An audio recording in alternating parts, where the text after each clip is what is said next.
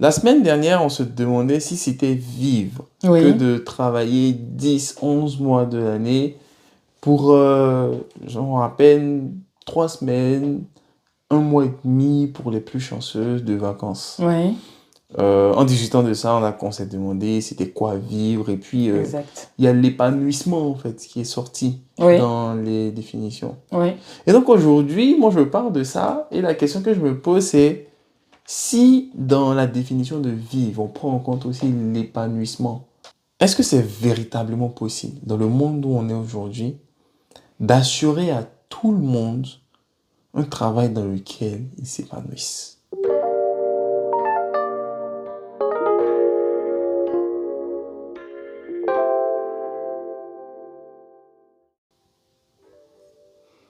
Je te dirais qu'il faudrait que ce soit un objectif à atteindre. Parce que mine de rien, on passe énormément de temps au travail. Il faudrait que ça se passe sous les meilleurs auspices. Donc, on n'est pas seul en entreprise. Donc, il faut qu'on s'épanouisse de façon collégiale, en respectant chaque individu au sein de la société. Et ça passe même dans un premier temps par un management. Est-ce que le management est bienveillant? Est-ce qu'il veille à cet épanouissement-là ou pas? Avant même de penser à son propre épanouissement, il faut que l'environnement dans lequel on est soit propice.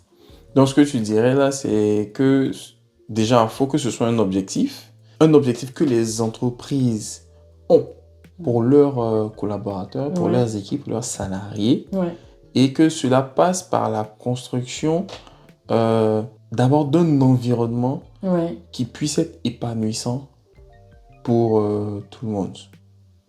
exactement.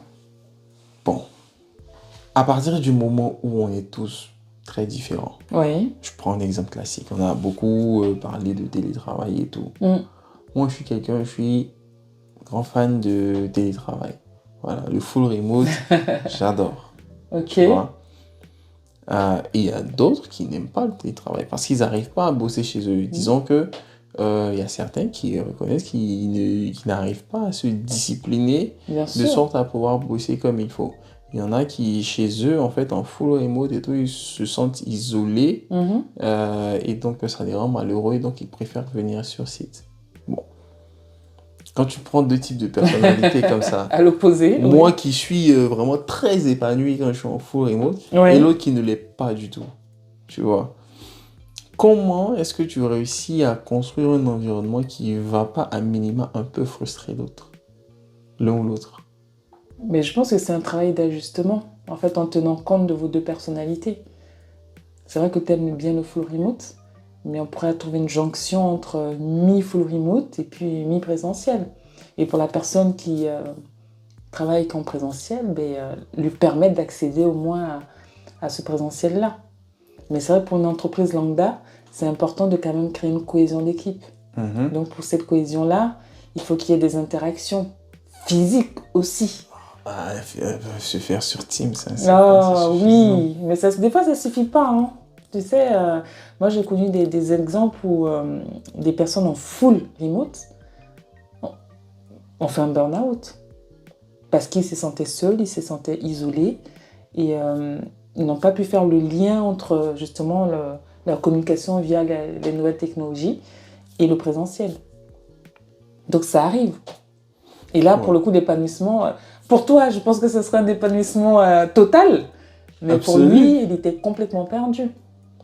Et donc, ça dépend des personnalités aussi. D'accord, bon, c'est sûr, à part mon télétravail, c'est tellement en vogue qu'il y a énormément de pistes. C'est pas ça le sujet pour aujourd'hui. Mm. Mais est-ce que du coup, tu penses que l'épanouissement au travail pour une personne ne passe que par l'environnement de travail? Est-ce que souvent le métier lui-même, même Mhm. si, disons, les gens ils sont sympas, l'entreprise est, disons, bienveillante, si vous avez un employeur qui est bienveillant, c'est un employeur en or parce que ils sont pas tous comme ça. Ouais. Donc voilà, l'employeur est bienveillant, Oui. tout se passe, disons, tout se passe bien d'un point de vue environnement et tout, mais le boulot en lui-même, il ne passionne pas. Le boulot en lui-même, il ennuie. Est-ce Mais que on peut quand même trouver son épanouissement dans quelque chose comme ça? il faudrait comprendre pourquoi il est devenu ennuyeux, ce travail. Pourquoi il est ennuyé? Bah, peut-être que parce qu'il n'y a pas de challenge, peut-être que c'est un boulot routinier. Je pense par exemple quelqu'un qui fait du contrôle de gestion, c'est très routinier comme boulot ça. Ouais. Après bon, certains diront qu'en fonction de l'entreprise, ça peut varier un peu, mais globalement, dans le mois, il y a, disons, quelques jours où c'est un peu speed parce qu'il faut sortir des rapports, des trucs, et puis après pour le reste du temps, c'est la routine quoi. Voilà. Mais Maintenant, comment une tu fais personne. pour créer ce challenge-là qui te manque? Est-ce que c'est pas une remise en question personnelle qu'il te faut? Parce que finalement, peut-être que ce travail-là ne te convient plus aussi. Est-ce qu'il n'y a pas des formations que tu peux mettre en place, des dérivés de ton métier, un apport que tu peux peut-être apporter à tes collègues qui ferait que ton travail serait moins routinier? Ouais. Donc tu dirais que quand on se retrouve dans cette situation où, bon, je pars du principe qu'on a un environnement qui est plutôt intéressant par rapport à l'épanouissement au boulot, et qu'on n'est quand même pas épanoui parce que le boulot en lui-même est devenu un peu trop routinier, ennuie un peu, Bien sûr. il faut se poser la question à soi-même de savoir ce qu'on veut. Ce qu'on veut, et puis il y a peut-être aussi une lacune, je pense, au niveau du management, parce que c'est-à-dire que voilà, on n'a pas suscité cette envie-là d'aller au-delà de ses compétences finalement. On est resté dans une position de confort, et on n'a pas évolué. Oui, mais est-ce que ça, toutes les entreprises peuvent le fournir?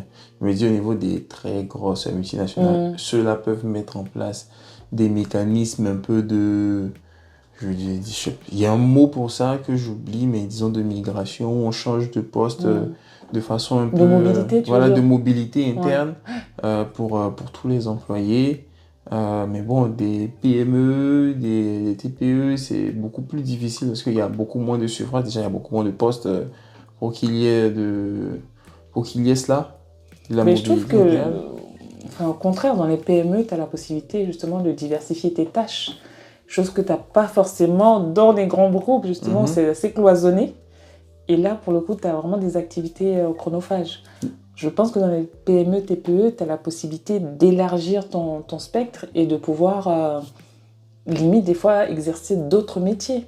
Donc, Où il y aurait un manque de main-d'œuvre, par exemple. Peut-être.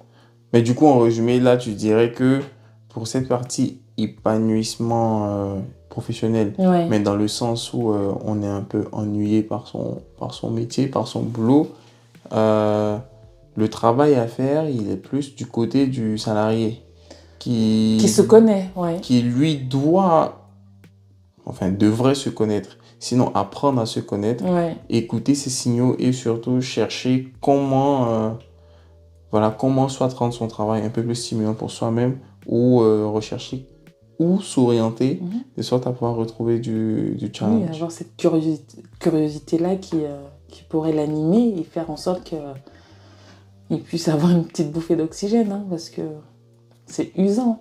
Oui. Est-ce que toi, tu as déjà vécu une situation pareille? Je dirais oui, c'est ce qui aussi m'a poussée à faire une reconversion professionnelle, justement pour décupler mes compétences et faire en sorte de travailler dans des environnements où c'est le challenge permanent. En fait, l'inconnu qui fait que tu t'adaptes, tu te suradaptes même pour les différentes missions. Et c'est clairement stimulant. Donc, après, c'est une prise de risque aussi. Il faut en être conscient. Il faut être apte à être flexible et à s'adapter dans tout type d'environnement. Après, ça, c'est un état d'esprit. Effectivement. Et est-ce qu'il est pour tout le monde? Je ne sais pas. Exactement. Bon, dans tous les cas, je pense que le message, il est plutôt clair. Un boulot épanouissant, ça va forcément être une combinaison de l'environnement dans lequel vous travaillez et aussi de la nature du boulot que vous faites, de comment vous vivez ce boulot-là. Et si l'entreprise, si le management a un rôle à jouer dans la construction de cet environnement, vous également avez un rôle à jouer dans la connaissance de vous-même et dans dans les actions que vous menez, que vous engagez, de sorte à aboutir à quelque chose qui vous permettra d'aller dans un sens où vous pourrez vous épanouir. Donc, je dirais, c'est possible, c'est difficile, et surtout, il faut se donner soi-même les moyens d'y arriver, parce qu'en fin de compte, personne ne le fera à votre place. Exactement. Votre épanouissement sera toujours plus important pour vous-même que pour les autres. Parce que n'oubliez pas, les autres aussi cherchent à s'épanouir. Et les entreprises sont des personnes morales qui elles-mêmes cherchent à s'épanouir également. Donc, prenez la pleine mesure de ce que vous voulez.